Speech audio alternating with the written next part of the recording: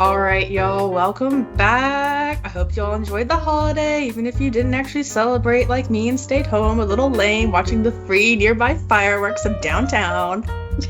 Again, I'm Quincy Lell. I'm Audrey Williams. And we do have our special guest returning, but we'll introduce her again in a bit. Y'all know her, hopefully, if you've listened before. If not, go check out episode 2 of the season, please. But anyway, definitely spoiler warnings this time. We're talking about anime we want to recommend, specifically anime that we recommend for binging, our top 3 picks for me and Audrey, Caroline's most important singular pick, and then we'll move on to me and Audrey ranking our top 5 anime. Neither me or Audrey know our top 5. We've hidden them from each other, so that'll be fun. But we do have recommended anime. Ironically, we do have one similar, but the other 4 are different, so that's good. But yeah, okay, so we'll start with recommended anime. Again, full disclosure, if you hear the name of the show and don't want to be spoiled, just skip ahead until you assume we're not talking about it, hopefully, or like I don't really know how to recommend this podcast, and we'll have timestamps, but yeah. Just mute it for a bit and see what happens. Right. Yeah, maybe like 5-ish minutes, and if you hear the next show, I mean, yeah, it's kind of... Yeah. Anywho. Alright, you want to start us off, Audrey? Yes, so my first pick my number 1 recommended anime to binge is funny because it's the same for both of us. But I picked Full Metal Alchemist, specifically Brotherhood, although 2003 is fine too. But Full Metal Alchemist Brotherhood is my number 1 recommended to binge. It is, at least, compared to the other 2 shows on my list specifically, it's a bit long, with I think around 64 episodes, something like that, like total, because it's broken up, I believe, into 5 seasons. 64, 68, it's one of those 2. Yeah. It's such a bingeable show to me, I feel like even though, I mean, they're a longer anime, of course, One Piece, but I think even with it being as long as it is and being a little bit daunting for some people, the story itself is so compelling out the gate that it's just, it's so easy to get caught up in it and binge it. And obviously I'm not saying you have to, if you're going to watch the show, you have to binge it, but it is a good one if you're going to do that, because the story just I don't think there's ever a point where I'm bored with Full Metal Alchemist. I feel like even though it's not always about the overarching plot that I think kicks it. I mean, I don't know if I'm describing it's it very 90% well. about the plot, but yeah. Yeah. There's not a lot of I guess quote unquote filler, if you will, which I don't mind filler anyway if it's done relatively well, because it helps you. I feel I don't want to call it filler in this show because it doesn't feel like it, but the stuff that isn't about the overarching plot in Full Metal Alchemist helps you get to know the characters themselves more, which helps you care about them later on.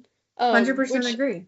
It's not one of the first anime I've ever seen, but it's one of the first that I watched that I was like, oh wow, this is different from a lot of things that I've seen previously.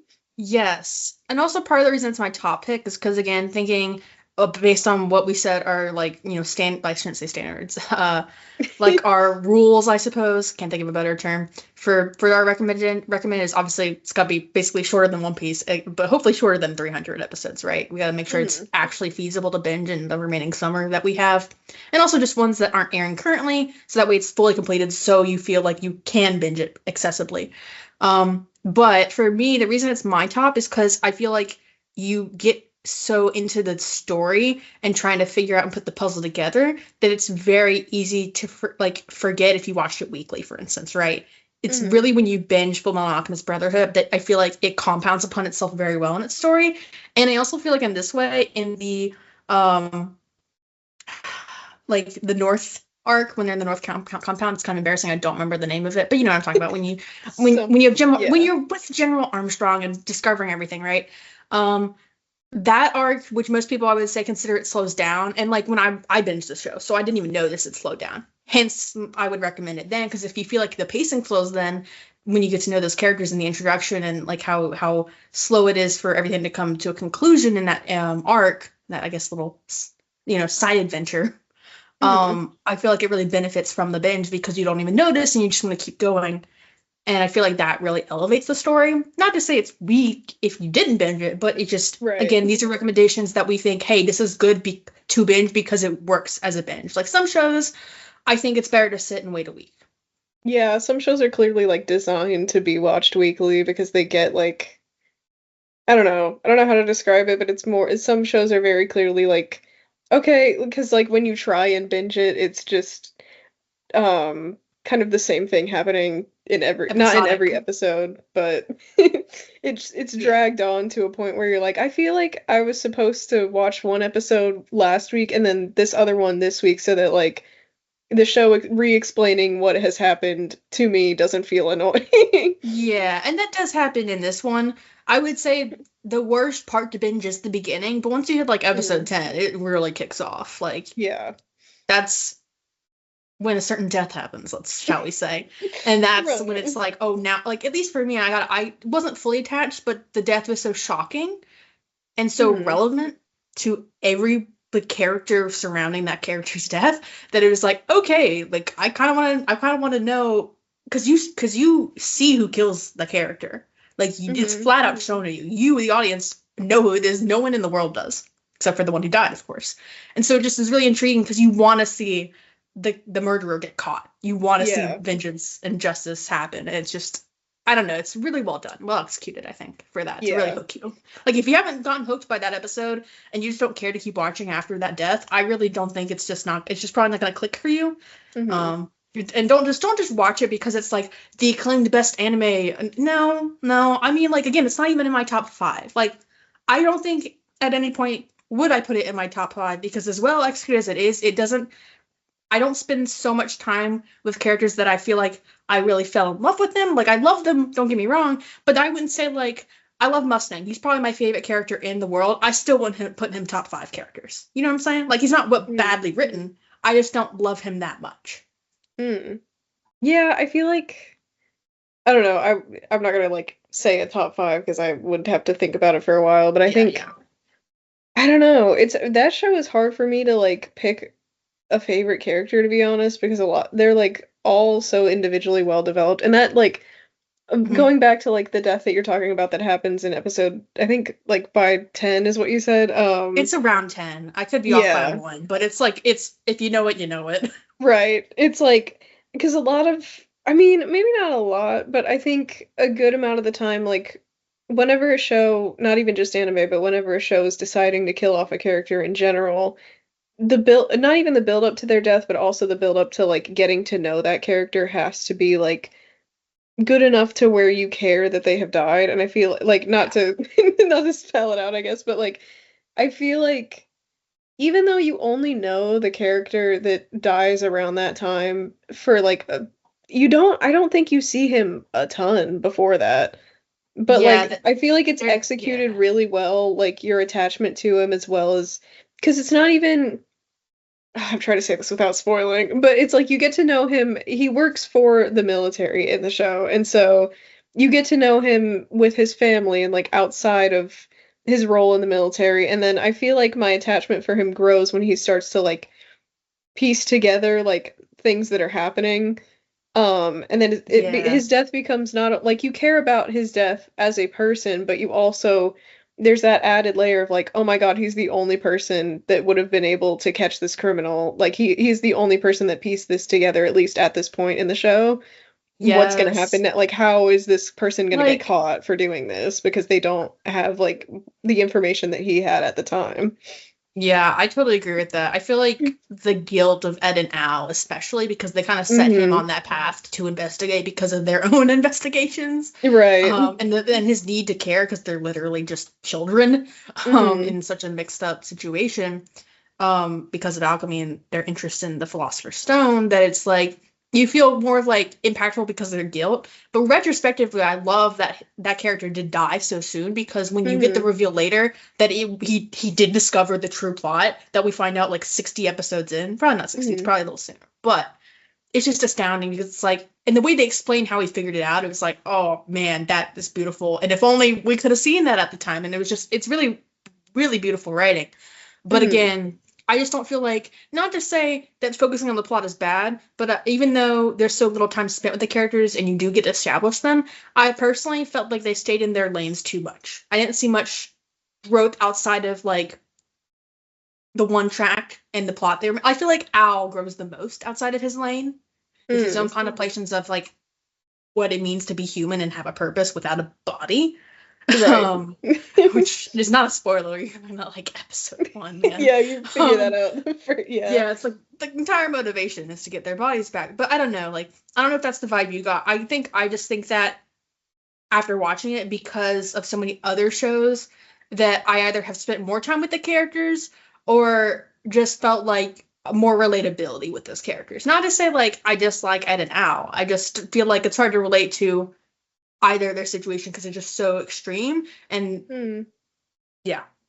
Yeah, I feel like the most it is like in the aspect of there being alchemy in it is obviously like, well, that's never gonna happen to me. But like I feel like the part of their journey that's at least the most relatable, or maybe not even relatable, but most understandable on like a human level. This is I don't know if that makes any sense, but most understandable is that I mean, they're just kids, so it's both like when they try and bring their mom back and lose their bodies, or Al 100%. loses his body and Ed loses his arm and his leg as a result of the transmutation, or not transmutation, the whatever it's called, the like thing that they're trying to do to bring her back.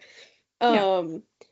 That part isn't necessarily relatable, but like the want to have, because they're like so young by the time that she dies already, and so like that they're like so attached to her, because of course they would be, like they're so attached to her that they're like, oh, we know this like science, maybe we can have her back. Like that's such a, I don't know, human way of thinking in like a world where, you know, alchemy is introduced and that's not something that we have or are familiar with, but it's like Yeah, that, and that sure. part of it, and also like the persistence along their journey, like, and how you see this, I think, like literally maybe last episode or like second to last or something like that, when they actually like do get, in Al's case, his body back, and in Ed's case, his arm and his leg back.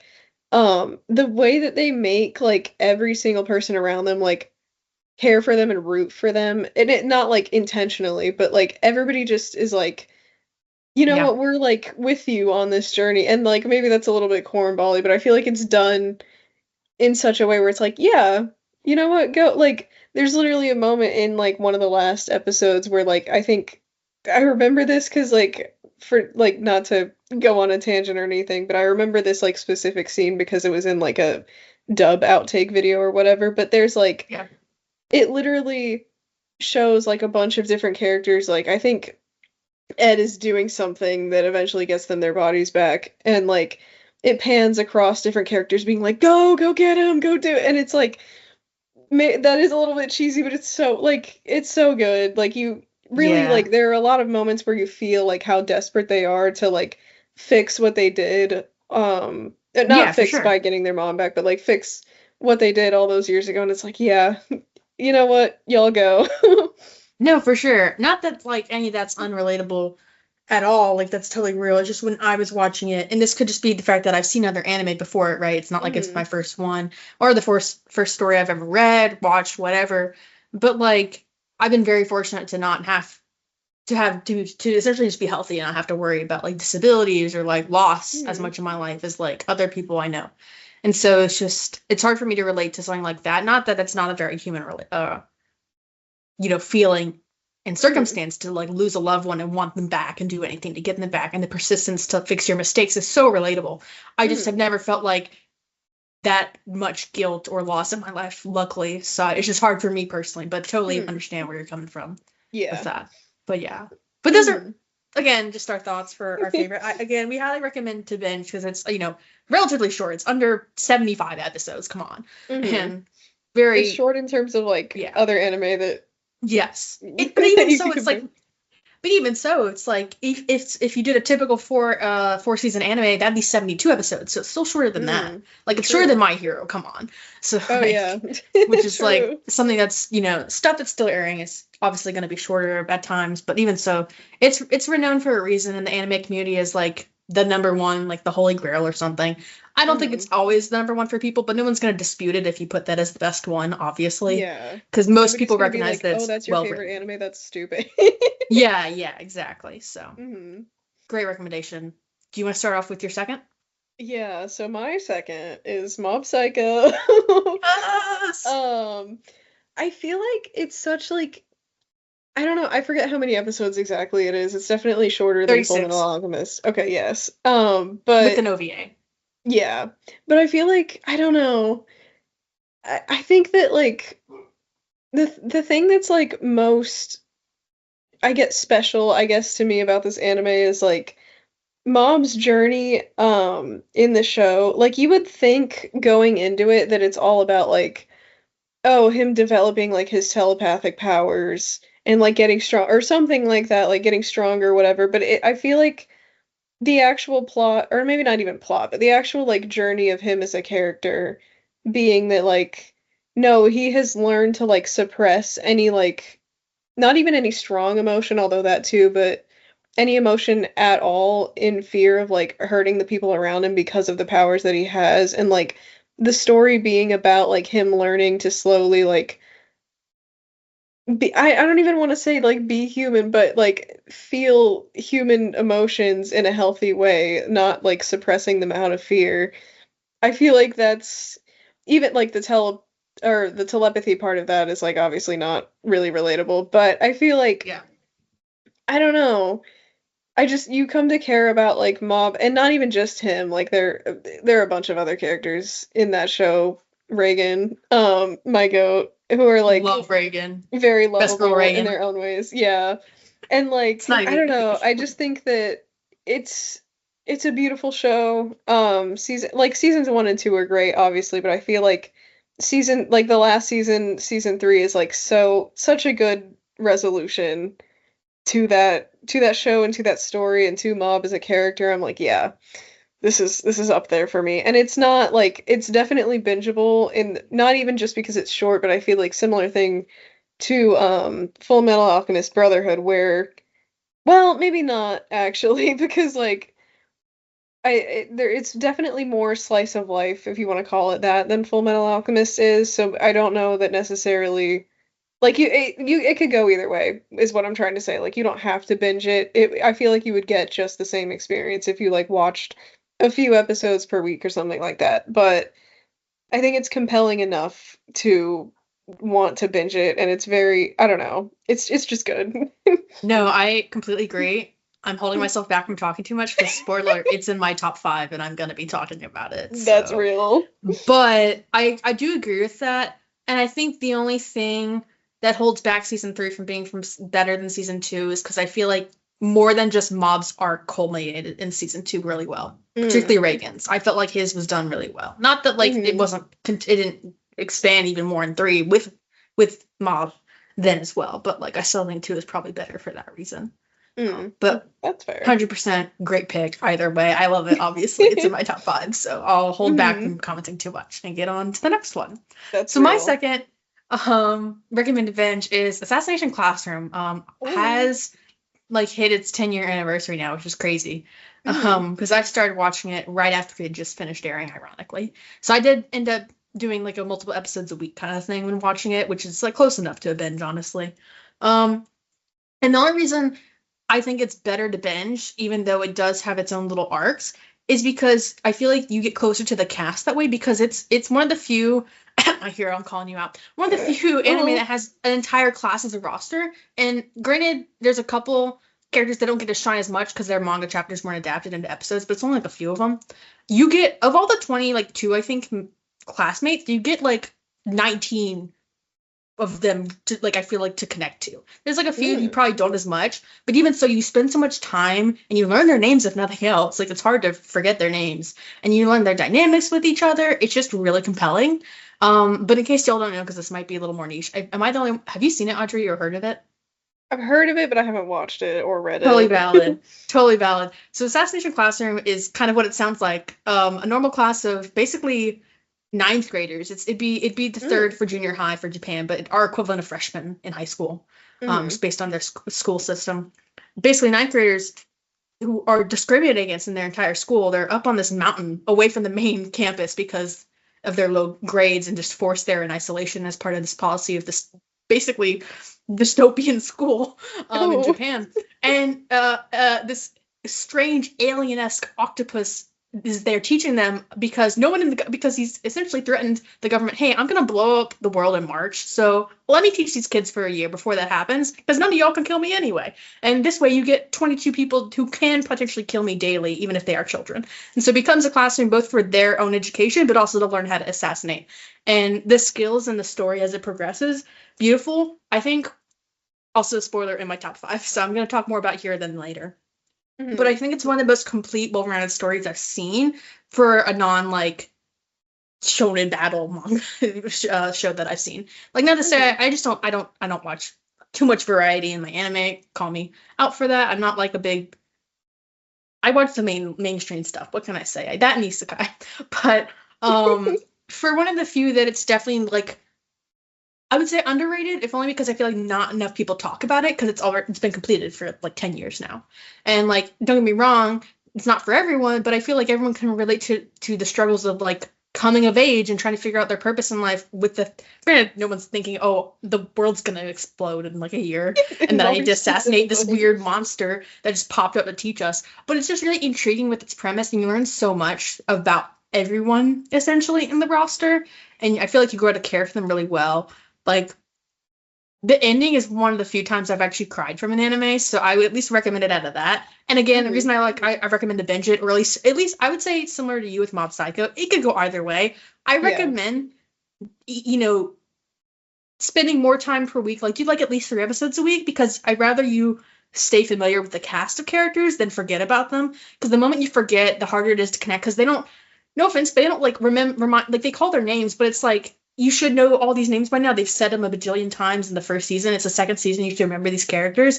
You're gonna have trouble remembering if you don't know immediately when they say a name. Besides showing the person on screen, like who they are, their connections to the others in the class, their connections to their own passions and the school. Because again, remember, they're all discriminated by the main campus. It's one class versus like an entire student body and staff. Like, everyone discriminates against them except for themselves. Like, they've been beaten into submission, being bullied into submission. Like, it's really bad. It's basically abuse. It basically is. If nothing else, mentally. So, aside from like the fact that shenanigan-wise, it's still anime, it's still out there in its weird school system and the whole blowing up the world with an alien thing. Oh, by the way, the reason why they know this is a legitimate threat is because he claimed to blow up the moon when it's mysteriously 70% of it blew up at the beginning. So you're spent with like a giant crescent moon the whole time, and it only finally goes back to almost normal at the end. Oh. So it sets up it's an interesting. I'm trying not to spoil too much about it because I really love the ending, and I think anyone should go check it out. But it's like, I'm pretty sure it's 48 episodes. I'm pretty sure it's 2 seasons of 24. That's interesting because like I figured, it's called Assassination Classroom, so it's like, okay, well, it's assassination occurring in a classroom somehow, but I did not expect that to be the premise. That is really interesting. They're basically being taught to murder their teacher, but it's like for a genuine reason. It's not just like some rando. It's like this being who could blow up the world. Yeah. So. And has stated he will in March. So you have until then. Yes. Also, I don't remember the voice actor's name, but it's also the goat of Lelouch, sub voice actor. And he does like this laugh. That reminds me of the flamenco almost. So just like a weird One Piece laugh almost. But it's just entertaining, and like, I feel like the anime does like I think the anime is just as good as the manga. Sure, you get a couple more chapters with certain students, but for the most part, it's faithful. That's fair. Definitely sounds like an interesting anime to binge. You'll see where it ranks in my top 5. I consistently think back to it, and I'm like, I should rewatch that very often, like once a year. Yeah, and I end up rewatching it. So it's always a vibe.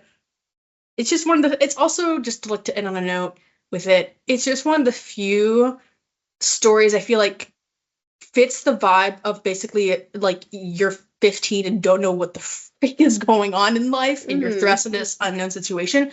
It's not the greatest parallel because obviously it's not for everyone, but I feel like being thrust into like, oh, I have to assassinate this and find my purpose in doing this, and had to still be true to who I am and somehow still make the grades. Like, it's a very good analogy to kind of almost being thrust into high school or college, right? Where where you're expected to do something and you just don't feel like you can. Mm-hmm. Yeah, Kind of that thing. makes sense. If that makes sense. Mm-hmm. Yeah. A very good comparison, I feel like.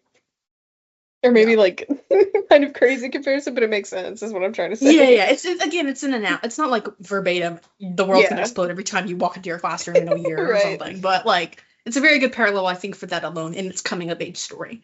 Mm-hmm. But yeah, what's your third? So my third is kind of quirky and random, but Trigun, specifically the like original anime from 1998, not Stampede, because I do Yeah. Stampede I like, but one, I guess it technically is ongoing because the season 2 did get announced and I think is in development now. But my second thing with it is like I'm not gonna go on a whole rant about it, but like Stampede, I like, but if we're comparing it to like the source material, I have a few issues with it, which I think like I don't know.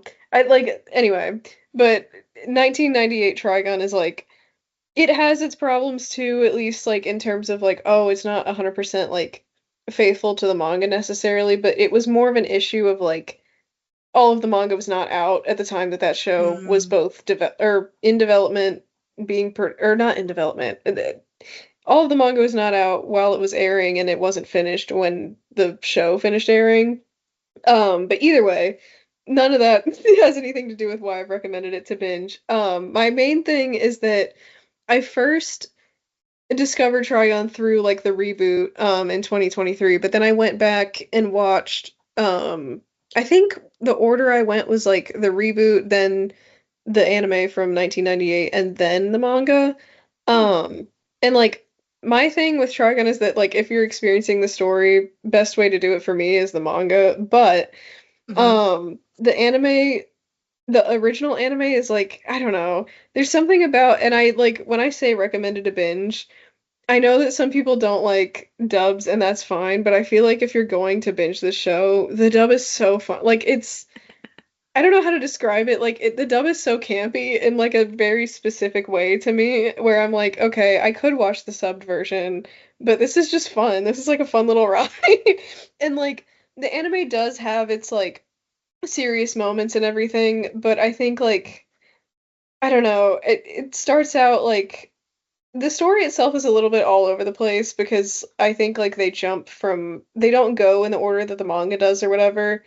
And then they run out of the manga to adapt. But I think like the introductory episodes where you're getting to know like Vash as a person is really fun because he's just like he's a silly little guy. Like he's honestly like not top anime character for me of all time, but he's up there.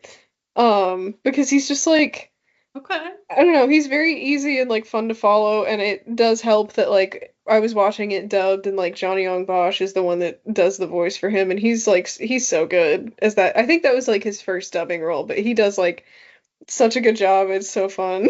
Like but yes, I do recommend it to binge, even though it's a little quirky and a little random, but not really. But Yeah, that's hey, up I to think you. it's Yeah, what you very choose. good. How many episodes is it? I want to say 28. It's not Okay. above 30, so it's somewhere Okay. around like 28. But Okay. so very I was both short, very bingeable. yeah. I was both curious for our audience sake because obviously numbers help, but also because Hmm. I did the same pattern of ironically, not like intentionally, of longest to shortest for my Yeah, now that recommendations. I'm saying that, I didn't do that on purpose either, but it is really funny. Yeah, okay. I do want to check out Trigun. It's one of the ones like it, Samurai Champloo, which I've started but not finished. Hmm. Like there's some classic, I say classic, but like you know, basically classic anime that I just haven't checked out. Am I gonna do something older like Astro Boy? Probably not. I also don't know where I'd find that to watch Hmm. anyway. But anywho, so my last one before we get back to Caroline and her singular one she can gush about that I will probably interject on because I also love it. Um, is Odd Taxi. This one's probably a really niche pull. It's also the most recent. I just now realized my list is like oldest to youngest, I guess, of the Ooh. properties, ironically, because Full Metal was started in 2008, Assassination Classroom started in 2014, and Odd Taxi came out 2021. So I Hmm. got a range of decades, I Hmm. suppose. But it's 13 episodes. There's also a movie. So Ooh. not problem. I love, it's probably the one mystery show that I genuinely forgot about the mystery until it answered the mystery for me. And I was like, oh crap, I forgot I cared about this until like it answered it for me in the most crazy way possible. And while I was frustrated that the 13th episode ended in such a cliffhanger, if you watch the movie, which you should only watch if you've seen the entire series, because it's one of the few movie adaptations where like, so you know how sometimes anime will make movies of like stories condensed into movie form. Or like Take One Piece for example. Alabasta can be they condensed it into a movie called the Alabasta movie, where you take yes. away some stuff and just make the main plot shoved into a short time frame, right? Mm-hmm. Where again, if you haven't really seen it, it doesn't really make sense, kind of thing. Right. It's mainly for the people who have seen it, which is just weird. Same thing happened for the Odd Taxi movie. I watched this show after it aired, like literally like 2022, like not that long after, and the movie had already been on Crunchy with it. And so I watched it because I was like curious. It's one of the few that does it that pieces it together pretty smoothly and interestingly differently than it's presented in the actual show of 13 episodes. So I do recommend it if you've seen it, if you want another taste. However, even if you don't want to see it, I still recommend you skip to the very end because it plays on after the end of the 13th episode. I don't know if it's because fans demanded it or what, but you get a resolution. It's a little weird. You have to piece it together and speculate, but you do get a sort of resolution after the giant cliffhanger at the end of 13, which never really gets resolved. It leaves you wanting more, at least for me. Ooh. But to get back into it, how would I describe it? Because it's definitely something I doubt many people know unless they just stumbled upon it. I love the animation style. It's again a mystery anime. It starts off with this teenage high schooler gone missing. And crazy enough, the entire world is animals. People are animals. You follow a taxi driver who's a walrus and who seems to be basically very depressed in his life. The man is 41 and just driving around, living his best life, getting involved with mafia. And so that's kind of how it goes because so the problem is that he gets involved with the mafia. There's the main reason is because they think he kidnapped the girl who's missing. And we're like, hey, we think you drove her somewhere. Give me your dash cam. Give me your recording. And so that's kind of how it all starts, and it gets mixed up from there. But it's presented very well. I feel like you spend adequately enough time with certain characters. Some you probably spend too much time with, but they thread everything together very well. That I find it like there's a couple characters I was like, did we need to spend this much time with them overall in the series? But in the end, yeah, I think you do in order to really get to the crux of not only their path in the story and their own desires, but also just who they are and why they're doing what they're doing in the story, if that makes sense. Yeah. But I highly recommend it. It's not long. Again, it could have just been me because I didn't binge it. I guess I kind of did. It's only 13 episodes. I basically binged it. I watched it in 2 weeks, so basically. And I watched the movie right after, which is how I know to recommend it. But I would say for the most part it's better to binge. Although I will say if you binge it, you probably won't get as distracted from the mystery as I did. I think it's because I didn't watch it all in one go that I kind of forgot about it and got caught up with the later episodes that keep going with a completely different who stole the girl mystery, right? Like it does, it's like you could probably piece it together, but by the time I recalled like, hey, this hadn't been resolved and we're in the last episode, it gave me who did it. And I was so surprised. I was like, oh, that's who did it. Interesting.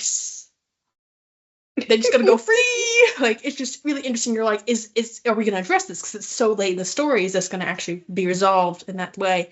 And so I feel like it did it really well. But I feel like it was very intentional. Not only in every story you followed and how they were connected, but even just like why they're even animals. Like why it's anime. You don't need to make them animals. It's not like we're in Zootopia or something. Like you don't have to choose animals as the medium to tell a story. But I think it's done really well. Again, I guess it is. It's more of a drama than a mystery. Like the mystery, it's equally both. I guess it's whatever. But like, and not to say like I go out of my way watching mystery anime. So like there probably is good ones. I just haven't heard of them. So let's put it that way. But yeah, I would say if you're in for like a good solid mystery with great characters and like bullet train level of threads weaving together, it's a good pick. If anyone listening to this has watched Bullet Train, love that movie.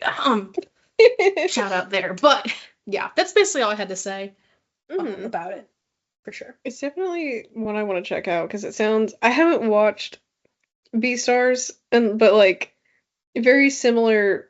Definitely not the same story going on, but it feels like Yeah. similar vibes, at least from what I know of Beastars. And I'm like, I do like that one. Yeah. Odd Taxi sounds like it's gonna be good too. I will say, from what I know of Beastars, it's not as deep for sure. Like it's more introspective.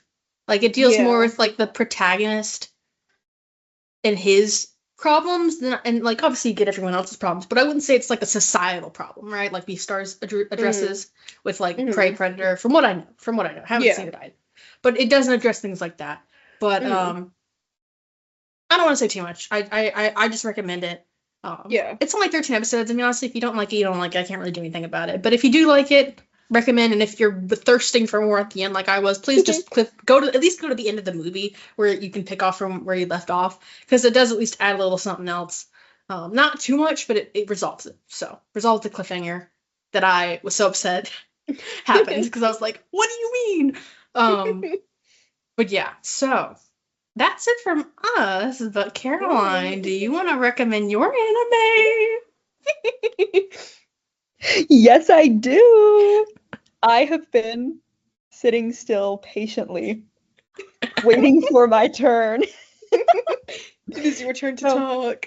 In case you forgot the sound of my voice, my name's Caroline Smith. I'm the behind-the-scenes producer of this podcast, but occasionally I pop in when something is really important. And a few weeks ago, when Quincy and Audrey were talking about, they were planning this episode, they're like, we're going to talk about binge-worthy summer animes, and we've got some rules. It's got to be finished. It's got to be good, stuff like that. I should hope it's good if we're watching it. I should hope so. Stuff doesn't have to be good to be binge-worthy, but, Right. And they turned to me and they were like, Caroline, do you want to be a part of this episode? And I was like, you know what, guys? Like, honestly, thinking about it, I can really only come up with one anime that I'm not as much of an anime watcher as these girls, so I don't have quite as much just information in the tank to have recommendations just ready to pull out left and right. Truly, confidently, from my own experience, there is one that I need to make sure is not forgotten in this conversation. Hey, ladies, please pipe in when it's important to you, because I know it is. Yes. Let's take a little bit to talk about Cowboy Bebop. Yes. Amen. I'm so glad someone. As soon as I heard you wanted to pop in, I was like, so you're doing Cowboy Bebop, right? I can't do it too. No, this can be a multi-way conversation. Everyone's talking about Cowboy Bebop because everyone knows it's really effing good. So we're gonna talk about it.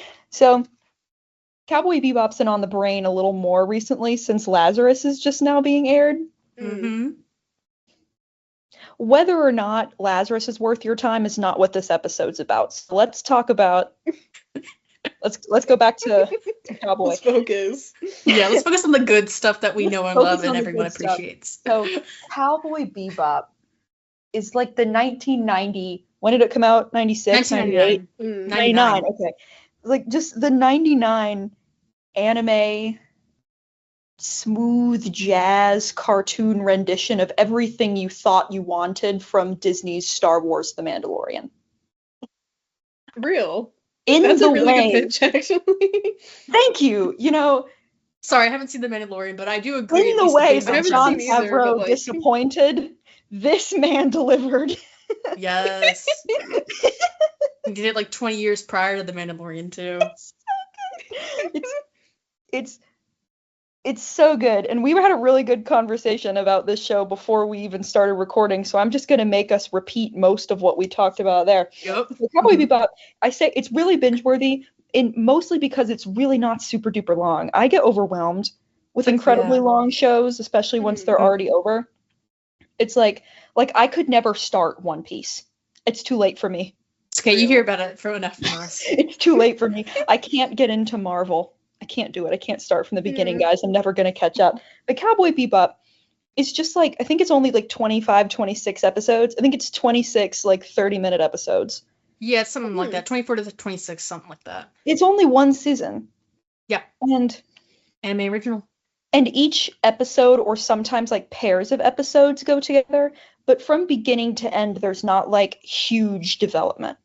Very episodic, for sure. It's very episodic, which sometimes is kind of refreshing from if you've watched a lot of shows back to back to back that are not like this. Especially if you watch anime. Yeah. Yeah, you follow these characters in their growth arcs through multiple episodes across multiple seasons, and sometimes it's refreshing to watch the anime equivalent of like a sitcom or a soap opera in terms of how it's just not so complicated. Yep. It's simpler, but it's not, and that's the beauty of it. The music is still so good. Yes. Somehow they created a violent, action-packed cartoon that also is not in any way anxiety-inducing. Yeah. Sometimes smooth jazz playing over this. Jazz. No, because every fight scene, of course, a fight scene needs music in the background to get you hyped, to make you look up from your phone and pay attention to the TV. Yeah. We've all been there to be like, oh shoot, something's happening. Let me lock in for 22 seconds while this is happening on my television.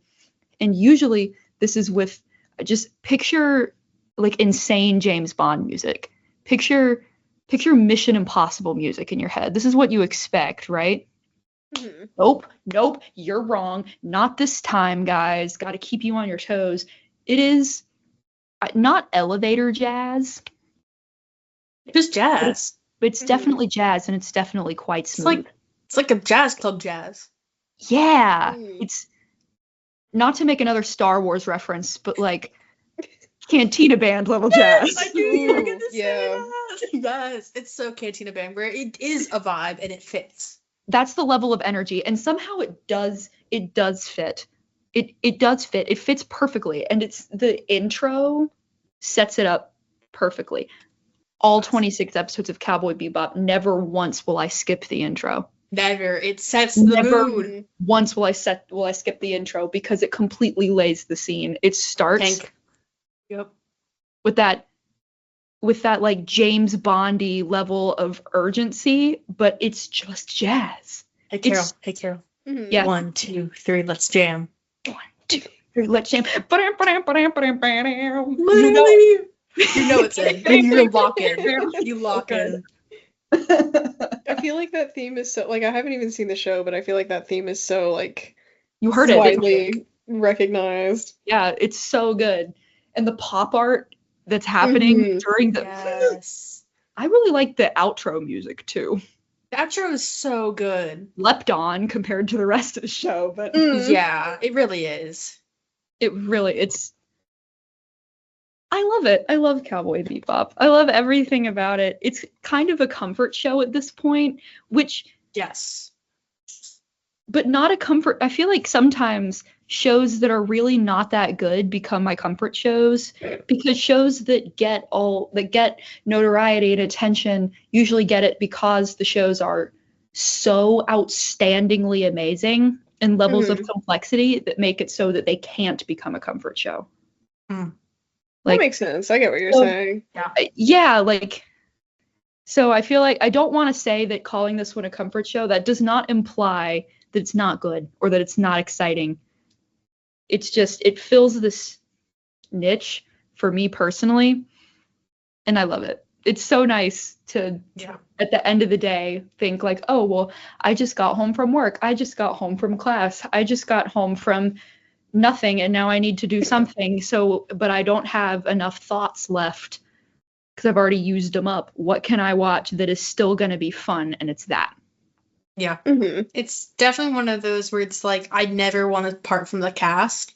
And it's a classic for a reason too. Like the cast is iconic for like all intents and purposes for how little you really know of them at the end of the day. They're just, when I mean know them, I mean like in the breadth of like their history, but you know them so well from their behaviors and their camaraderie.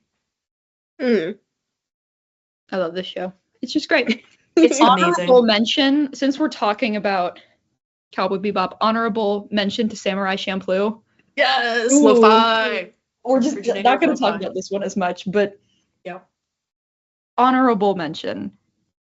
Like shout out. It does the same thing where it's kind of an action-packed show, but the music is not really what you would expect. It has a theme and it sticks to it, and the intro does a really good job of laying that out. We can obviously see the parallels here.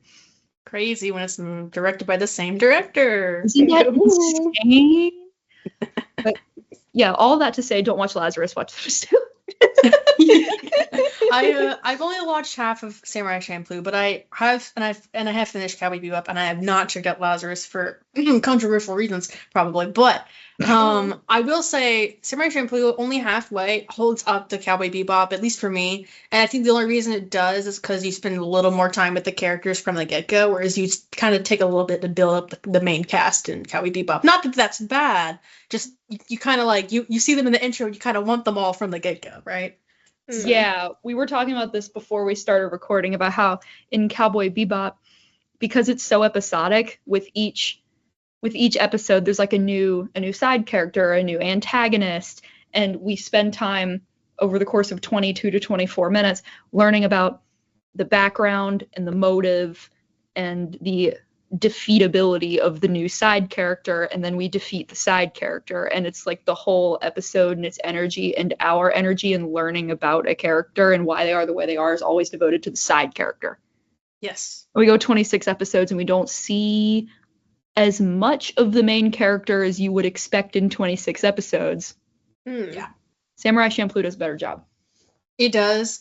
And I feel like I know the characters way more in the first 13 that I've seen than I did in Cowboy Bebop. Not that that's bad. They're doing completely different things in their writing. Yeah. I just feel like that's why, to me, they're probably equal in weight. I haven't finished Samurai Champloo, so that's TBD. Put that on the shelf. Figure that out for later, personally. But that's just personal opinion. Obviously, I do feel like of the two, it's Cowboy Bebop that's more renowned for its legacy.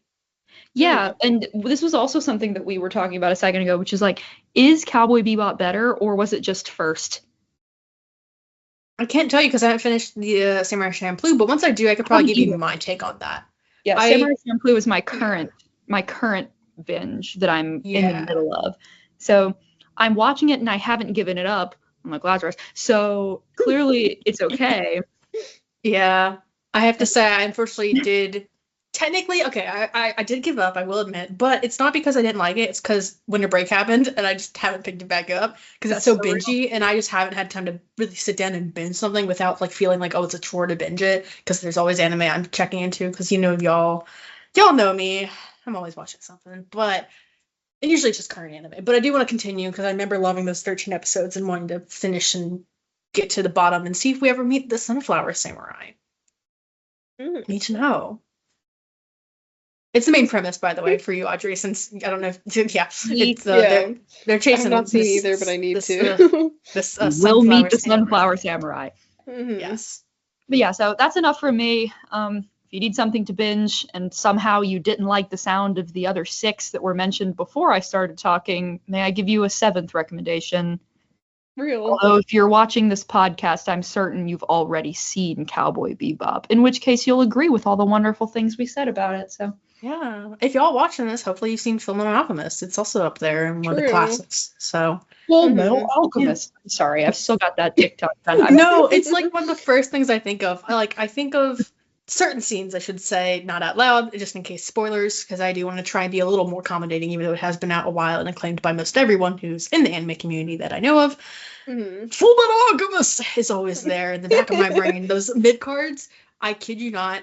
Even when it's like the most somber episode, as soon as that happens, I just cackle. I cannot stay serious with that. It's a travesty in those episodes, but any other episode, it's like hilarious. It's like its own gag.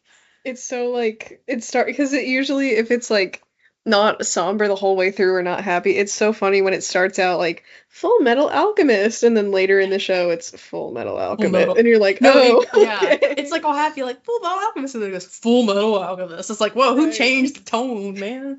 Not to like tangent too, but I feel like, and also not to be Trigun pilled right now, but that show does a similar thing where their mid card, it's not like the same exact effect, but their mid card is like this insanely loud electric guitar riff, and so Montana core. Like the episode will be like the character, like there's one specific clip that I'm sure has made its rounds on TikTok where like it's a character talking about like something completely like serious, and then it cuts like after she's finished talking like something about like, oh, people only drink when they want something to forget, or when they want have something that they want to forget. And she's like ranting about this to another character, and then it like wide pans on like whoever she's talking about, and then immediate cut, loud electric guitar. That's And hilarious. Loud electric guitar, and the only gosh. thing in my brain, and I cannot get rid of it, is the Weezer riff from Buddy That's Holly. so real. That That's is, my yeah. picturing.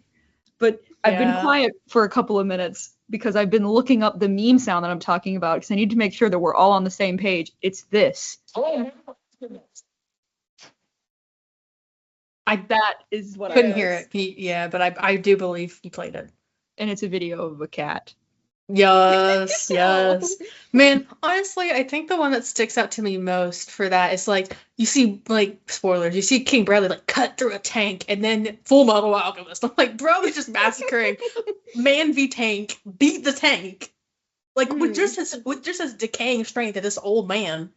Like, granted, Right. he's a really fit old man, but still, man is like at least 50. Come on, like take it. Like I don't think I've like definitely that's one of my favorite moments. Is just not the Full Metal Alchemist mid card coming in, but just that Right. scene. But that's the reason I remember the mid card. It's like, oh, you don't see this on spike Full Metal Alchemist. I'm like, God, don't make me laugh.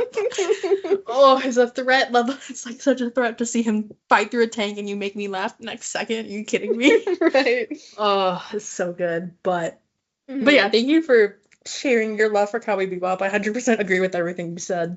I'm so Has glad to seen be it. invited back on the podcast for a second showing. Yes, maybe we can get you to pop up Yeah. more, potentially for our last episode this season, which is next week, and potentially even more in the fall. Yeah, happy to be back. Thank you for accepting my recommendation. Of course. We accept it and we appreciate it. Couldn't have said it better myself. So, we've been yapping a while about recommendations. What do we personally love? Like, regardless of whether you binge or not. Let's see. Who wants to start? I know I yap a lot, so I was thinking we could do top 5 each because I feel like once I start, I'm not going to stop talking. So, who wants to go Yeah. first? I can go first because my name is, I mean, we have like, Okay. not to spoil like how we do this, but we have the document pulled up and my name is on there first. So I can. I'm doing it from top, so like 5 to 1. I'm going to obviously we're Okay, going to start yeah, with the that makes lowest and go. sense. So, go for it. My I'm number surprised. 5, spoiler, or not even spoiler alert, surprise, surprise, is 1998 Trigun. Because even though, like, I don't know, the reason I have it number 5 and not higher is because, like, compared to the stuff that I have already on the list, I don't feel like like, objectively, I don't think the story is, like, I don't know, I don't want to say the story's bad, but I feel like the anime doesn't tell it the way that it is meant to be told, I guess, if that makes any sense. And like, although like I was talking earlier about it being like kind of a fun little romp, especially in the dub, like it is fun for that, but I think like if you're wanting like, and granted, I will give it this, it does get like it's not like a fun little romp all the way through. Like it does have its like actual serious moments and you get to like know the characters on a deeper level and care about them. But my like personal opinion is that like the manga is like the way to experience the story, and so like it's number 5 for me because like the story overall being told is like pretty much the same as what it is in the manga, and so like it is important to me, but I think the anime specifically is like, I don't know, it's just so camp and fun, and it's like fun to go back in like specific episodes, like when one of the characters, Nicholas D. Wolfwood, is like introduced, I think like episode 4. I go back and rewatch that episode in the dub all the time because it's like him as a character, he's like top character of all time, not for real, but like he's just like, I don't know. All the characters in that show are compelling in their own way to me, but I think like that episode where he gets introduced is so fun because of his like, even though he's like a new character, his immediate like dynamic with the group that's already been established is like so fun to see. And so it's like, I don't know, there's like specific episodes where I'll go back and rewatch just because like I remember them being like so fun, and I typically won't like go back and rewatch the whole show But I don't know. It's just it's Yeah. good. I like it. No, for sure. Totally valid. hmm My Oh, number sorry. 4. I just saw your next one. I'm sorry. For anyone who's listening in, I'm the one revealing them on our little document, so Mhm. I'm making some sounds. Sorry. She sees it first. But my number 4 is an origami. And the reason this one is like pretty low too is because not the same as Trigun, but like the anime that is out, I doubt it's going to be continued because it's been so long. But Yeah. the 2 seasons of it that are out is not the full story. Like the manga, I believe is already finished at this point. I But like think so. Yeah. so it's not like the anime is not the full story, which is why it's so low, but I still think um I don't know. I think like it's not I don't know. I like it like it's one of those anime I think that I first not that I first it wasn't like one of my first anime or anything like that, but I think it was one of the ones that like I watched like as I was getting more into anime. Did I say anime? I think I whatever. Regardless, it was one of the anime that I first watched when I was first originally getting into that genre in the first place, where I was like, "Oh, this is different." And this is like a little bit I don't know, like I just think Yato as a character in that show is very I don't want to say compelling, but it's very interesting how they handle his whole shtick of being like kind of a god that's like like cast out of like cast out of like the social standing I guess that the other gods around him have Yeah. and you get to like and it's not even I mean cast out but also like it's of his own making to where he's like trying to like he was spoilers for the like the kind of plot of the show here but his whole thing is that he was originally like thought of and believed in as like a god of war, god of destruction, and his entire thing in the show is like trying to separate himself from that in the modern day and trying to be like make himself into a god of fortune by like advertising himself that way like literally as well as Yup. part of it is also separating himself from I don't know, I forget like I mean his father, I don't think it's his actual father really, but like yeah, Hmm. that's a whole other thing, but Yeah. basically, like that, like motive of reforming his own image into something else is really interesting. It's interesting to see how, like, um, I don't know how, like, such.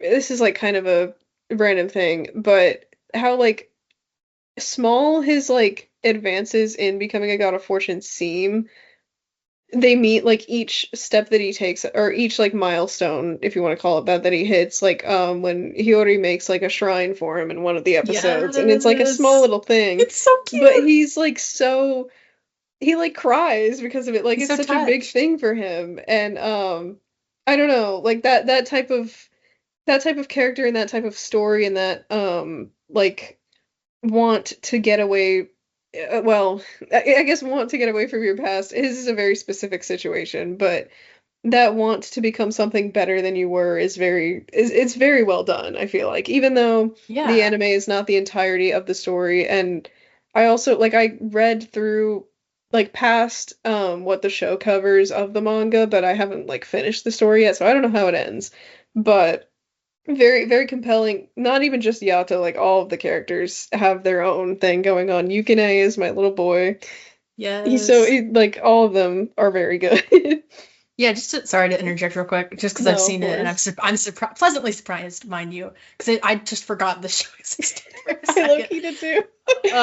But like even knowing, I knew it was also like from a manga that it never got finished in its adaptation. Not that I know much about it because I've only watched the anime. I do agree it's like a pretty complete story, even though there's some stuff you were Mhm. kind of left wanting at the end of the second season. But also, I feel like just to add on, not only just escaping his past, but really escaping his shame. Really, he's like running Yeah. away from his own humiliation the whole time Mhm. until he finally learns to accept, no, this is who I was, but I can still become someone new. Right. Yeah, that's a very good way of putting it, actually. I'm so happy. Sorry. Gosh, the She face I made. unhighlighted the show and like okay. So just like, okay, One Piece is my third.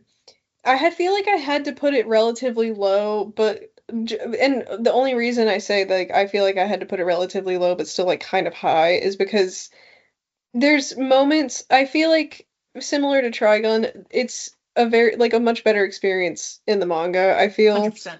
No way. Because the anime suffers from like what, one chapter per episode, and also it being a weekly anime makes it so that like it like the manga's long too, don't get me wrong, but I feel like the anime I don't know, you don't feel it always, but there are like specific arcs and specific moments where you're like, okay, this feels dragged even like this feels dragged intentionally. Like this isn't how the manga was doing it.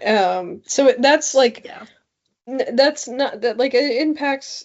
I don't know how much that really impacts like how much you get of the story, but I feel like One Piece, the anime specifically, is like even though it suffers from like one chapter per episode adaptation and pacing issues and stuff like that, I think it's still from the jump a very good anime. I feel like it does, and it has its issues, whatever. But I think like especially in the beginning, I feel like because I went into it with the expectation that like it would be kind of bad about stuff like that. But I feel like in the beginning, like from episode one, like all the way through, and past this as well, but like East Blue specifically, like that entire chunk of the story adapted in the manga, it's like, or adapted in the anime, I mean, it's like, it's really well done, and to me at least, I didn't feel like any of those issues with pacing or anything like that. Like it didn't feel, and I hadn't experienced, like I hadn't read the manga prior, so that might be like my own thing, but it didn't feel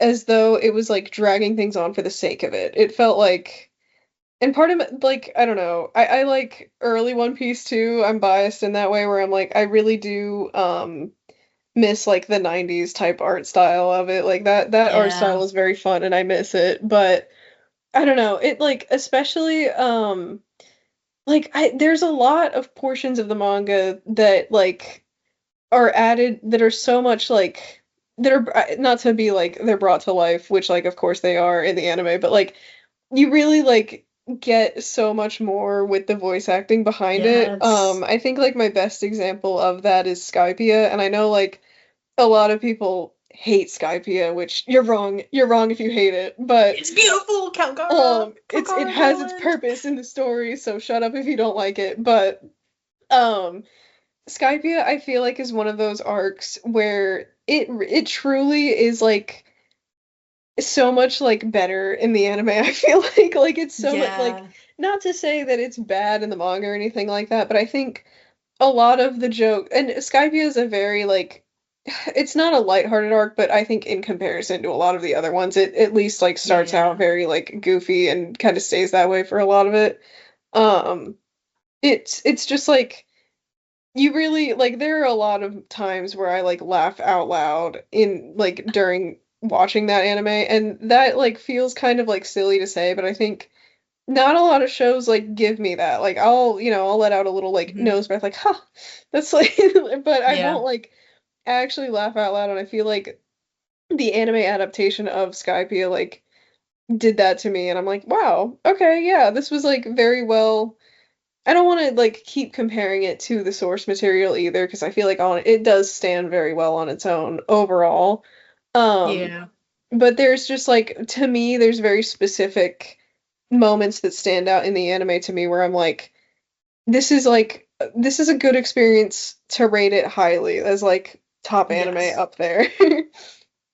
Some of the direction is really good and some of the pacing is not so much. Like Skypiea, one pace it, please don't watch the original. I can tell you from experience it's painful and you think it's lesser because of it, so don't do that. Don't torture yourself like that. So I highly recommend the one pace for Skypiea specifically, but 100% agree. I'm pleasantly surprised it's up here. Okay. So my number, I'm not gonna say my number one right now, but my number two and kind of goes hand in hand slightly with my number one. I put Haikyuu as my second like top anime, and I was thinking about this earlier, too when I was making the list of like, I kind of like I forgot basically a whole like random tangent here, but I was thinking about putting Link Click on the list as well. Okay. And it like, but I don't know, like it's up there for me, but I don't know if I can even classify like basically I'm sticking to like a Japanese anime on this list because Link Click is on Crunchyroll, but it's A not donghua. it's a donghua, not a anime, and like it's similar thing just from different countries, but either way. Yes. Not to go off topic, but Mhm. Haikyuu is my number two. I feel like it's just I don't know. It's similar to Full Metal Alchemist where I feel like if you say that like, oh, this is my favorite or if this is one of my favorites, not a lot of people are gonna be like, that's stupid. You know what I mean? Like I feel like it's very Yeah.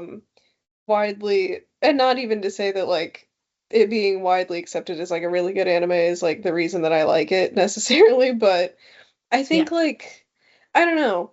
I think that how do I want to say this? For as like I don't know, as for as like I don't want to call it basic in its story, but it kind of is a little bit like Yeah. It's a for sport. as like cookie cutter I guess is like the general overarching story is I feel like you get attached I don't know. I think like a lot of sports anime are either like try to accomplish the things that Haikyuu does or try to do too much and it's like Mm. you don't need to be like super elaborate or super I don't know. I'm trying not to call Haikyuu basic because it's that's not a bad thing. I'm just like No, yeah. Sometimes simple is it's best. very like yeah, it's like I don't know. I don't know. It's just the way that it's written, it's very well done. Even though it might like be like boring to other people or whatever, it's like you get to know. It keeps volleyball refreshing too, which is hard to Yeah, do in yeah. I sports think story. like it balances the slice of life aspect and the volleyball aspect very well to me, where I feel like a lot of sports animes do not, if they're trying to do both in the first place, they kind of don't. Some of them don't have that same balance that Haikyuu does, I think. And I also am like, Mhm. I don't know, I'm biased, of course, because it's number two on my like top five list. Yeah. But I just Yeah. think that like Hinata as a character is very I mean, it's easy to be relatable in a story like this where it's like based in the real world and it's about volleyball, a real sport and everything. Like there's no like magic powers and stuff like that. But I think like Yeah. part of the reason that this show is so good is like not only his relatability, but just like any character that you come across, like their relatability, and even if you don't like spend a lot of time, because there are a bunch of different volleyball teams in this show too, and even if you don't spend a Yes. ton of time with like each individual character on each individual team, you still like come to enjoy like their interactions on screen and stuff. It's fun. It's a fun Yes. little romp, and it's a very like Yes. well told fun romp, and that's why it is my number two. I love Haikyuu too. It kept me going, whereas I dropped Kuroko no Basket like crazy. Like Mm, something and supernatural abilities isn't bad. I just don't want it in my sports anime personally. So yeah. yeah. Hmm. Yeah. All right, what's your number one? Why My am I number not one. surprised? Okay, so full disclosure here, my number one It's is okay. like very, very personal, but I put Yuri on Ice. Because like I was like thinking of putting I don't know, remember like what my other picks for number one were, but I was thinking like I could put some like this was gonna end up on the list, but I was like I could put it Yes. somewhere else. But I'm like, honestly, that show is kind of number one for me, and this is like very much like not even about how good the show was, because like obviously to me it's very good, but I just think like the experience around me watching the show, like this came out, I want to say in 2016. So I was still in, Sounds I right. think I was still in middle school at the time, like in eighth grade. Yeah. So about to Yeah. enter high school. Um, Same. but like the experience for this show for me is like so rooted in like waiting with my friend or like my friends got me into it. I think like a few episodes had already come out and like I had heard my friends talking about it at the time and I was like, "Ooh, I kind of want to be included. I kind of want to see what this is about."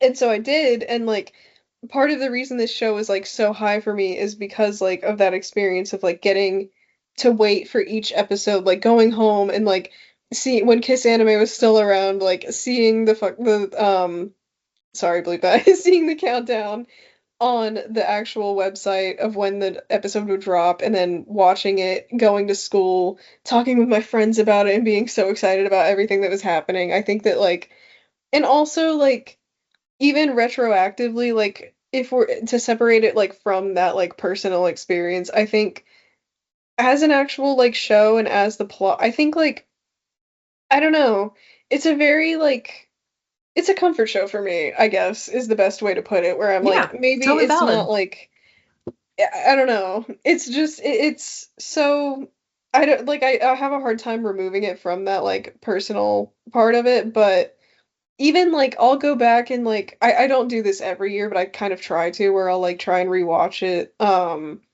like, yearly around wintertime, and I haven't done that every single year, but most of the time I will, and it's, like, it's such a, like, it's only 12 episodes, it's such a, like, a bingeable show, it's so easy to, like, get wrapped up in the story again, and a lot of the experience too is, like, the fandom at the time, like, how, um I mean, at the time, how, like, not progressive, but I guess how, like, I don't know what the word for it is. Accepting?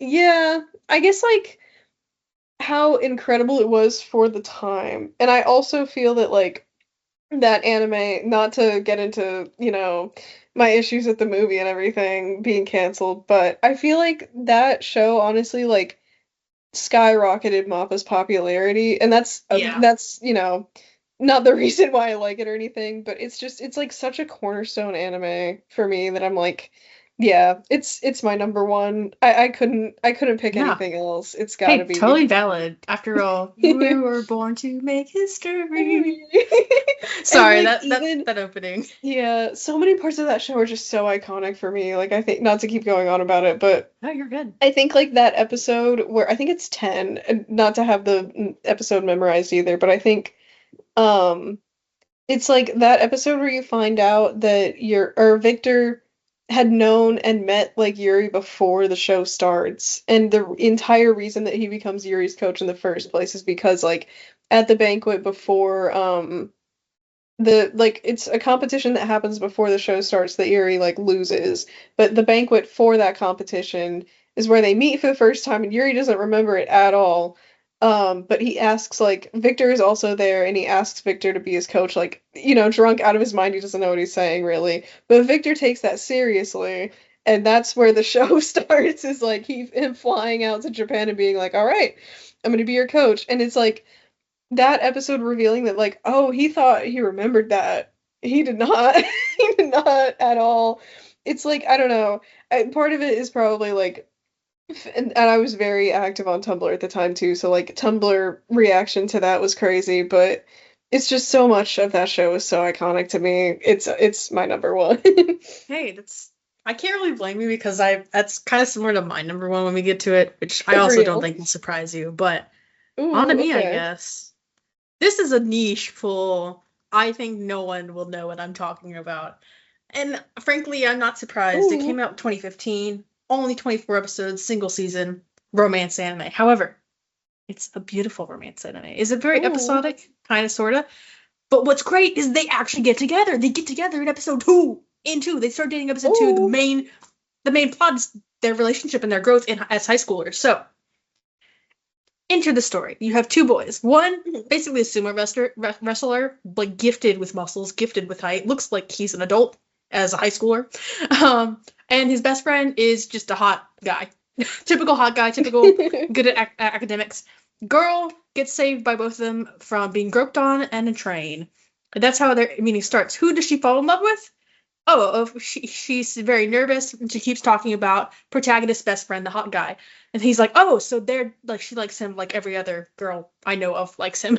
And so he tries to get them together. Twist, she likes him, which is so sweet, because he deserves it. At least presented as manly, which is obviously still attractive in its own right, but it's the typical, like, oh, the hot guy, of course, the traditional hot guy, not the untraditional masculine goofball, right? But, it's really cute because it kind of does that trope really well.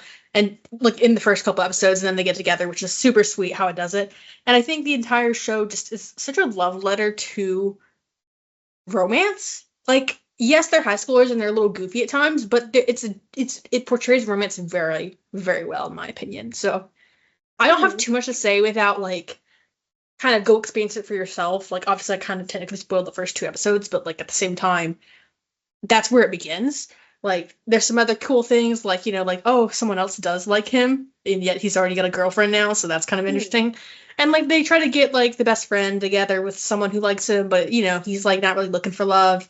Plus he's always getting confessed by girls and is like I don't, you know what I mean? Like there's only so much you can take sometimes, right? When you're being pestered to basically be in a relationship, you kind of, and it's not like not every high schooler has to look for love, right? They're rather like freshmen in high school.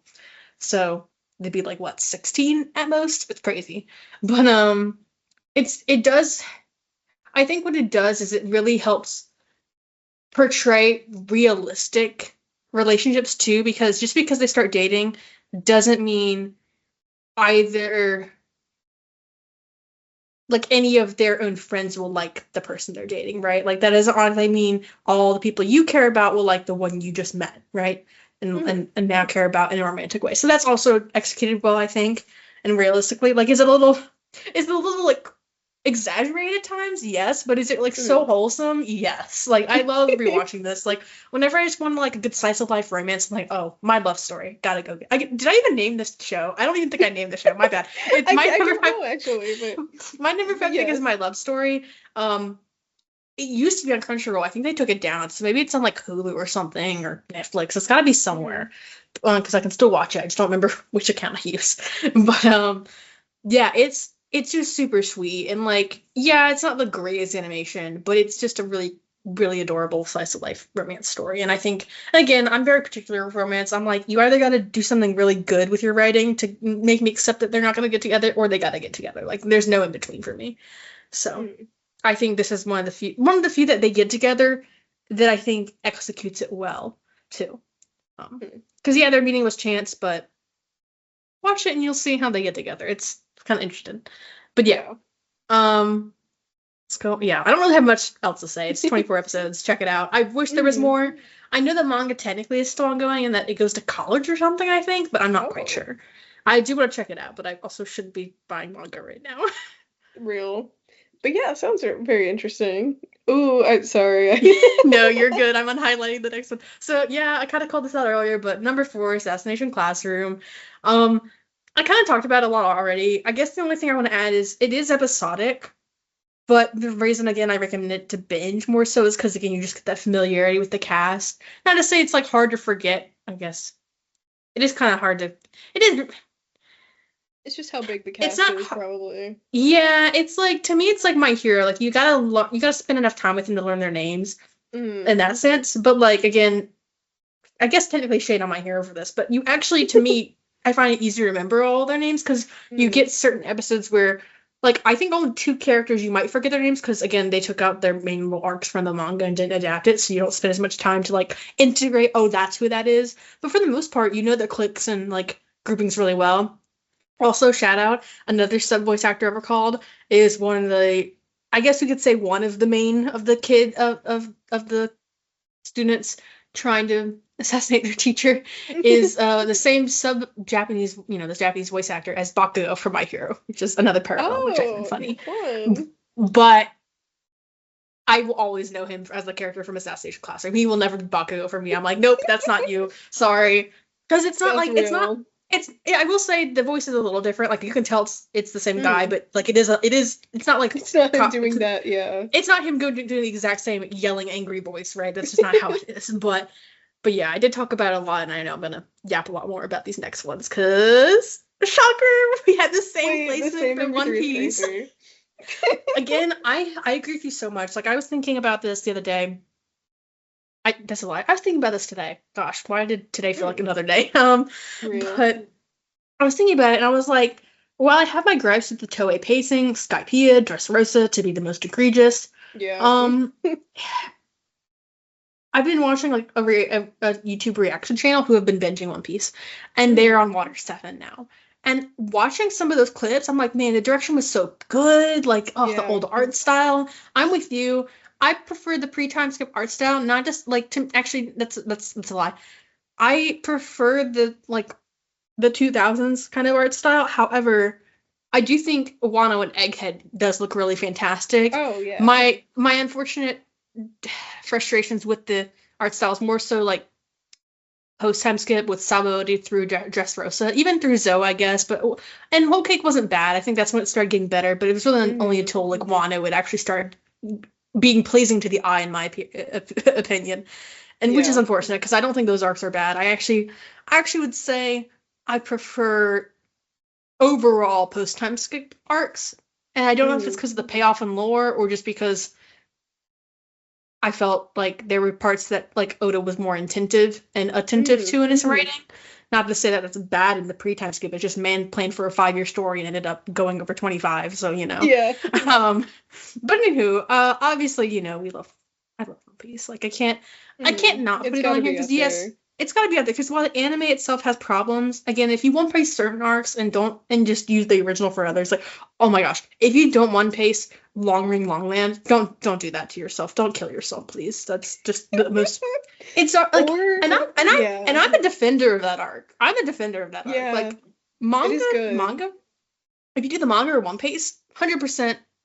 Yeah, I guess it's still annoying with Foxy, but like I can't imagine skipping that because it sets up the idea for Robin at least that no, Luffy's not gonna let any of his crew go, and it also sets up the idea of teamwork with Zoro and Sanji, which you hadn't actually seen before. Like they hadn't actually worked together, even with their weird beef, right? Yeah. Like I say weird because like if you know, but like for the most part, it kind of came out of nowhere. Yeah, it really was. Like it was born out, like I guess for those who don't know and are curious, it was born from Arlong Park, where because obviously Zoro was hating on the cook, but it was only when Sanji actually joined as the cook that he was upset. But really, Sanji's like commitment back to Zoro was because he thought Zoro like hated Nami, and that was like 90% of his reason to be on the board. And like obviously at the time, it kind of made sense that Zoro was like anti-Nami. She kind of did betray them and supposedly killed Usopp. But either way, right? It's just that misunderstanding and mutual hatred. I shouldn't say hatred, mutual dislike, right? Yeah, because they still get along. But yeah, One Piece was going to be up here no matter what. While I don't appreciate the one-to-one adaptation of manga chapter 2 episode, I do think it's fine for now and Egghead. I don't want to say it was fine in Wano because it really wasn't at times. It was just like they kept reusing clips and like the pacing was bad with certain things. Like it's never really fine. I just find that it's not as noticeable in Egghead, which I should hope because they did take that 6-month hiatus, so I should hope it's not as noticeable at this point. But I digress. It's still not satisfactory to me that they're still doing that. Like yes, have they have some of like the filler essentially is what it is, like elongated scenes done. Are they better written? Yeah, but that doesn't really excuse the fact that like I don't need that all the time. Like yeah, it's good in some cases, but other parts I'm like no, I don't. Like in a fight, go nuts, add more punches. I need that because a manga panel isn't going to do it for me. But if you're just elongating a pan of shocked faces, I don't need that. Yeah. Like just get it done. Like move on. But anyway, that's to say, I've been I've like unintentionally been rewatching it, not like that closely, but rewatching some of the old arcs reminds me that even back with Skypiea, for instance, when the pacing wasn't great, the direction was still good and like the music still hit. Like it was still overall just a great watch either way. Yeah. If you do One Piece or something, gosh, don't watch don't. I don't recommend it. Or I was gonna say even like Long Ring Longland, I think on Netflix. Or I guess anywhere now that I think about it, but I think like the parts that aren't in the manga are like towards the end, so you can just watch up to. No, oh, I thought it was like it's intermixed. Like, okay. I would say what you're talking about, yes and no. Like the problem is they do. You know how it's just supposed to be one daily deck fight with 3 challenges, and then they move on and meet Aokiji. I know they add another one. They add another 3. They make it 2 Davy back fights. Problem is, they're in the true 3 challenges are intermixed between the 2.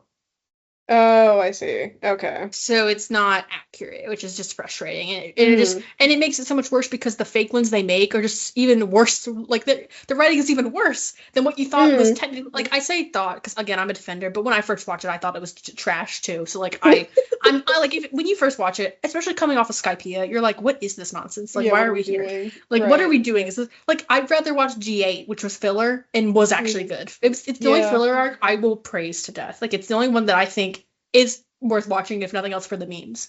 Condoriano. If you don't know Condoriano, have you Yeah. have you been a One Piece anime fan?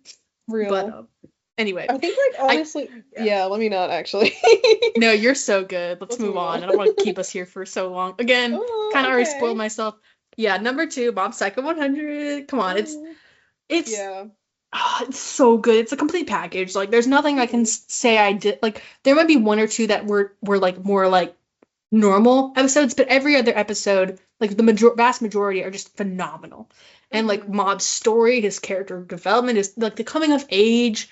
Like, you don't even need to have psychic powers to like understand Mob's motivations. Yeah. Like that's like, and all the cast is beautiful. Like his little brother, Teru-san, Reagan, freaking Reagan, Dimple, like Goat Dimple. Oh, like Serizawa, man, like oh, it's just so good. Like I'm like, is the claw stuff arguably more interesting? Yes and no. The reason I like season 2 more than 3 is actually because of is it Mozami or Mogami? I think I think it's Mogami. Mogami. I think Yeah, that Mogami arc sounds is right. really good though. That arc, that parallel is just beautiful, and how it impacts Mob. Like it's you really still. I feel like it's so hard to really recognize how traumatized that can make someone, even if it was fake, because Mob technically lived like years in that fake world and mentally. Like I can't imagine coming out of that and still like. I mean, obviously it makes him appreciate his loved ones more, but it's like how can you come out of that positively? Like it's so impressive to his character, like his own resolve. It's beautiful. And I do think season 3 wraps it up well. I just feel like that connection with Mogami is just the best thing that has happened in the show. That's why I think season 2 is a little better for me.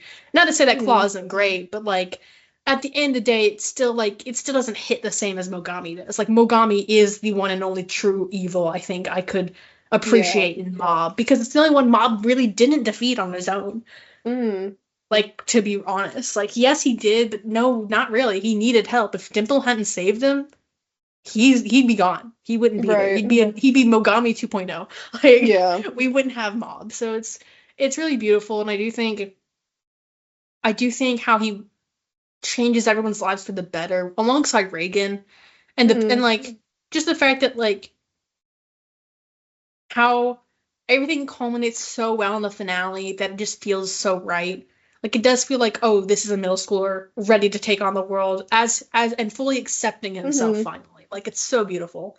Yeah. It's like I love how his little brother is finally like, I don't fear you anymore. I fear for you, not of you. And it's like, yes, this is what we needed in the season 1. It's just great. It's amazing. I love Mob's hardest battle being himself. It's just beautifully written. It's like, yes, is One Punch Man more popular? But gosh, did one cook on Mob Psycho 100? Like, it's just phenomenal. And even in Bones did a great job with the adaptation. Like I haven't read the source material, but like, why would I want to? The anime's phenomenal. It's exactly. I feel like the source material, the biggest hurdle is the art style, which it's not ugly. Well, for a lot of people, I feel like it is. Yeah, I was gonna say it's not ugly, but it's definitely not like as aesthetically pleasing, I guess, as the anime is, and so a lot of people are like, yes, but I would say it's more of an issue for One Punch Man, but also it has a manga. Fair. However, I would say my problem is more so accessibility, because I don't have a way to read the source material without like doing it illegally, and I don't really want to do that, to be honest. Like I don't care that much when I have the anime to reference, right? Right. That's fair. Not to say I don't think the source material is bad. It's obviously anime, when done right and adapted well, is just gonna it should be better. Like it should be better than the manga. It should tell like you more, I feel like, through the medium that it's told in, I guess. Yeah. It should do more than just like be 1-to-1. Yeah, obviously, because like Yeah, it's not meant to be a panel and then a still on the screen. You're supposed to see Right. it in movement, in with music and voice. But anyway, enough about that. The only reason it's, even though I praised this to death, why is it not my top one? Is because there's just one show that I love more, and that is gonna be Hunter x Hunter. I don't think this is too much of a surprise if you've listened to me before on this podcast, especially in like season 2, I guess. I don't know. I reference Hunter x Hunter a lot, probably more than I should, just like One Piece. But yes, it's praised, it's known. I think one of the better shonen series out there for just battle shonen specifically too. Like the power system, and how can you not love it if you know it? Like I think it's number one to me. I think it's number one in a lot of people's books. I can't imagine anything being higher unless it stands from JoJo, which, yeah, fair enough. They're both equally well done. Shockingly, Nin was inspired by stands, so fair enough. They should both be fantastic, right?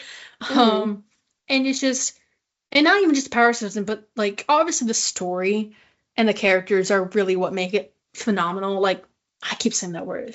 Make it fantastic. Let's use something a little different. I do love the Chimera Ant arc. I know it's the acclaimed best one, and I 100% agree the writing is the best there. Personally, I love York New City more because of, I don't know what to put my finger on. It's not exactly because Kurapika almost becomes the protagonist for a while. It's not necessarily that. I just think they execute the Phantom Troop as like probably not only just one of my most iconic villain groups or antagonist groups, if you want to go either way in your wording, but just in the fact that, like, to me, I think they're the best ones. Not to say, like, you know, like, other famous ones aren't great, too. Not that I've seen all of them or anything. Like, kind of going back to Fullmetal Alchemist, like, the Sins, right? They're all pretty cool, too. Like, don't get me wrong. But it's just, it's a different level, right? Like, yeah. I think what I like about the Phantom Troop is that, yes, they're really hypocritical because, like, they care for one another but don't care about, like, killing anyone else, right? So it was a little hypocritical if they just are free to murder but are upset when one of them is taken out. But that's kind of the point. That's pretty human. But I think what I like is that they formed around this need for themselves that just happened to include each other, and they're resolved together.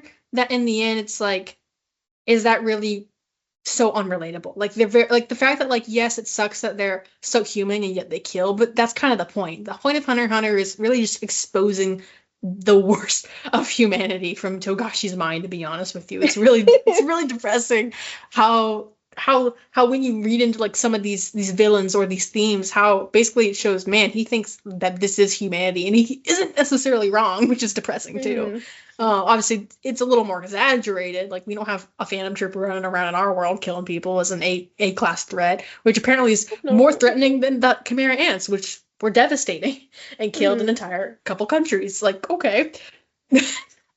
Guess that's not that big of a deal if it's a B-class threat instead of A. Man, anyway. But, like, overall, it also probably has my favorite character in anime, which is Killua. Like, oh, I love Killua. I don't think there's a single negative to Killua, except for the fact that there's not more of him in the manga. Because obviously, I shouldn't say actually, but Hunter x Hunter, complete anime, but the manga keeps going, and do I want it to be adapted eventually into the anime? Yes, but only if it gets completed, which with Togashi's health, who knows? I'm eagerly anticipating anything I can get. Not that I want him to get worse or anything, only he feels good about writing, but Hunter x Hunter, does it have some issues at times? Like, would I recommend it over Mob Psycho, especially to someone who isn't familiar with anime? Not really, because it has a couple problems in some of its characters, namely being, I put this without demonetization. Ooh. Sometimes adult characters shouldn't like certain other younger characters. Let's just put it that way. Yeah. Which I know exactly what you're the greatest. Yeah, and like while the main problem is you could think of one example, there's actually a worse one who's a minor character, and I will never like her ever. In the Chimera Ant arc, she's like likable at times, but it doesn't forgive the fact that she went on a date with a 12-year-old as like a 20-something-year-old. Not great. Sad that we spent an episode doing that. Shouldn't do that. Like, the problem is that it's presented like not okay. Like, it's obviously presented very not okay, but the fact that it happens is frustrating. Whereas at least with the other character, with Hisoka, you know he's a weirdo. Like, you know he's just. Do I love him on screen? Yes. If he was in real life, would I run and cry? Yes. Like, I don't like if he was like, obviously it's one of those, like disconnections of like fictional versus reality, right? Like you would never like this kind of person in real life, but fictionally they're intriguing, right? It doesn't hurt that they're like objectively cool to watch on screen, right? Yeah, There's always that. There's always that, like, oh, killing all these randos. Like, of course, that's going to seem appealing when you're watching a battle shonen. Whereas if that was in real life, yeah, maybe run and hide and call the police. Yeah. So there's always that. So that's part of the reason. But at the same time, even though it's so, I feel like, known in the anime community and praised for good reason, it's also kind of a comfort show. Like, if I want to watch something cool or just go back to like certain moments, like it's usually like the top pick for me. So that's usually why I put it above Mob Psycho. Do I think Mob Psycho is a better complete package? Yes. But which one do I love more personally? And it's just gonna always be Hunter x Hunter. Yeah. Makes sense. Yeah. Definitely longer than Mob Psycho, but like at the same time, it's crazy. But that's kind of it, really. That's all I had to say. Me too, low-key. Like, like I was saying earlier, shout out Link Click, which I did not put on my list, but yeah, check that out. Like, even currently airing anime, like, once they keep going, I'm sure, like, Frierin's gonna be up there for me. It's just right now, like, it's not, you know what I mean? Like, there's just stuff that I love, but I wouldn't put above these. Like, these are just our top 5 as of today. Like, who knows in a decade what it would be, right? So. But yeah, that's kind of it. We hope you enjoyed this, and also maybe check out some of our recommendations or even what we talked about for our top 5. I know we didn't go into like what these shows were for our top 5, but let's be real, we weren't technically recommending them. We were just explaining what we love, and I guess you can kind of figure out our taste from there too. I still find it hilarious we both put One Piece as number 3, like without even consulting. The exact same spot is kind of crazy, but it is for like the exact same reasons too. Yeah, where it's like it's high, but it can't. There are things that set it back. Yeah, exactly. Because if it was the manga, great. If it were like maybe the remake of the One Piece will eventually become that perfect blend where I would put it number 1. Because again, story-wise, I love One Piece more than Hunter x Hunter. But anywho, so yeah, this is our second last episode of the season. So next week will be our finale, unfortunately. But we will be back in the fall. Should nothing arise that prevents that. Right. As long as we're all alive and healthy, we should be fine. But yeah, our final episode for the season. It's not like a big finale or anything. We're just gonna do another Ghibli themed episode because we know My Neighbor Totoro is coming out soon, as we talked about for Ghibli Fest, and we know there's a few. I think 2, 3. I don't know. It's 2 in August that are coming out. Now, while we do hope to continue in the fall, we probably won't start until like September, probably. So we probably won't be able to talk about them until like way after they come out. So I'd rather talk about them with like other Ghibli films. Plus, we're gonna be giving a Secret World of Arrietty review, because hopefully we'll have watched it by then. And if not, well, forget I mentioned it.